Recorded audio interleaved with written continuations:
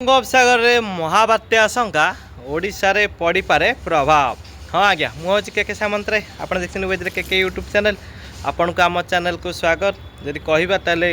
Gulf of Thailand एवं दक्षिण पूर्व बंगोपसागर एक घूर्णिबलय क्षेत्र सक्रिय रही आगामी दिन मानक एक लघुचाप क्षेत्र सृष्टि होवार संभावना रही किंतु 23-24 आड़ को दक्षिण पूर्व बंगोपसागर रे एक एमजीओ सक्रिय रहिबो जहाँफल कि ये धीरे धीरे अधिक शक्तिशाली होगा लगे किंतु ये जो रही सिस्टम बा घूर्णिबलय दक्षिण पूर्व बंगोपसागर थाईलैंड पाखे यह मंथर गति रही से अंचल धीरे धीरे गतिशील हम पश्चिम आड़ को उत्तर पश्चिम आड़ को किंतु धीरे धीरे गति कर शक्तिशाली होगा लगे जदि यह 24 रु 26-27 पर्यंत यह सक्रिय रुहे दक्षिण पूर्व बंगोपसागर थाईलैंड और अंडमान सागर पाखापाखि तो निश्चित भाव में ये बड़ गोटे कि बात्या तो सृष्टि हेब कि भीषण बात्या सृष्टि हेब किंतु जहाँ लगुच ये एक महाबात्या आड़क जापे। तो ये कारण कौन एमजीओ तो सक्रिय रहिबो समुद्र तापमात्रा 28-30 डिग्री जहाँ रहा कथा से बात्या को शक्तिशाली करने ता सहित जदि कहबा ताले तरंगित वायु रोचे सूर्य को किरण पड़ुची एवं जो द्रुत गति जो गोटे बात्या को शक्तिशाली करने कथा ताहा जदि कहबा ताले ताप शक्ति सी भरपूर रही दक्षिण पूर्व बंगोपसागर एवं दक्षिण पश्चिम बंगोपसागर व्यापक मात्रा रही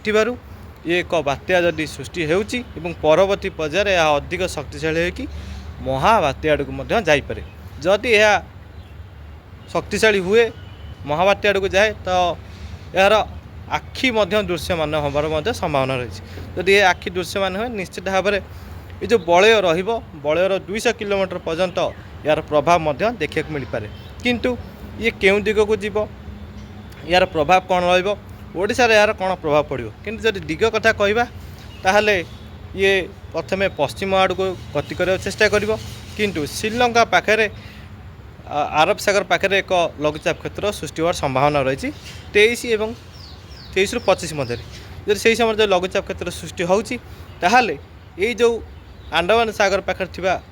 लघुचाप बा सिस्टम को ये प्रतिरोध करिवो से आड़ को जीवाक नदब पश्चिम आड़ को ये धीरे धीरे उत्तर आड़ को गति करने लगे जहाँफल कि ये उत्तर दिग गति करने चेष्टा कर अर्थात पश्चिम दिग जाऊँ पुणी उत्तर दिग आड़ को गति करने चेष्टा कर जहाँफल कि मोड़ बदल कि दिग परिवर्तन होवार संभावना रही उत्तर उत्तर आड़ को गति करने चेष्टा कर जहाँफल कि आंध्र प्रदेश और ओडिशा आड़ को ये मुहाई पारे जदि यह ओडिशा आंध्र प्रदेश आड़ को मुहाए ताहले जदि कहवा मोटामोटी भाव में प्रथमे आंध्र प्रदेश किंबा ओडिशा जदि पड़े जो भी माड़ हम पवन वेग से अधिका परवर्ती पर्यायर जदि ये ओडिशा प्रभावित करे ताले वर्षा ओडिशा को प्रभावित कर जदि यह महाबात्या सृष्टि होउची किंतु गोटे जहाँ आकलन जना पड़ू प्राथमिक आकलन ये स्थलभाग पाखक आसला बेलू हुए तो एक दुर्बल हो पारे कहीं केंद्रीय बंगोपसागर पाखे सेमती किसी सक्रियता करने ना जहाँफल कि ये दुर्बल होबार संभावना रही किंतु जो महाबात्याटा सृष्टि हो सारी ताकू दुर्बल होगा को निहाती 24 ରୁ 48 घंटा समय लगिपे। तो जार प्रभाव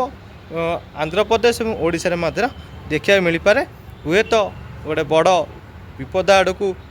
कहबा ताले आंध्र प्रदेश ओडिशा आड़ को आसीपारे प्रबल वर्षा पवन देखा मिल पारे। तो ये एक प्राथमिक आकलन ये केते दिग बदलाउची आउ गोटे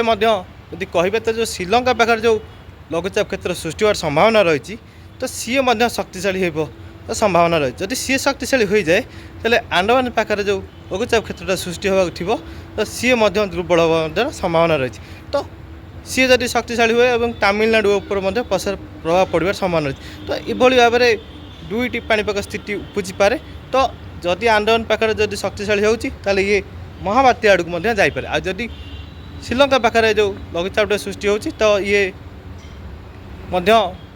लघुचाप बात्या आड़क जाइब किंतु ये तमिलनाडु प्रभाव पड़े किंतु एभली स्थिति उपजी पारे किंतु जहाँ लगुच अंडमान सागर पाखे जो लघुचाप क्षेत्र सृष्टि हो बात्या रूप नेबर संभावना यथेष्ट संभावना रही ଏବଂ ଏହା ମହାବାତ୍ୟା ଆଡ଼କୁ ମଧ୍ୟ ଯାଇପାରେ। ଯଦି ଏହା ମହାବାତ୍ୟା ଆଡ଼କୁ ଯାଏ ନିଶ୍ଚିତ ଭାବରେ ଓଡ଼ିଶା ଆଉ ଆନ୍ଧ୍ରପ୍ରଦେଶ ବ୍ୟାପକ ମାତ୍ରାରେ ପ୍ରଭାବିତ ହେବାର ସମ୍ଭାବନା ରହିଛି। ତ ଦେଖାଯାଉ, ଇଏ ଏକ ପ୍ରାଥମିକ ଆକଳନ। ଦେଖିବା ଯଦି ବି କିଛି ଅପଡ଼େଟ୍ ଆସିବ ନିଶ୍ଚିତ ଭାବରେ ମୁଁ ତା ଉପରେ ଅପଡ଼େଟ୍ ଦେବି। ଦେଖୁଥାନ୍ତୁ ଚ୍ୟାନେଲକୁ ସବସ୍କ୍ରାଇବ୍ କରିଥାନ୍ତୁ, ଲାଇକ୍ ସେୟାର କରିବେ। ରହିଲି, ନମସ୍କାର।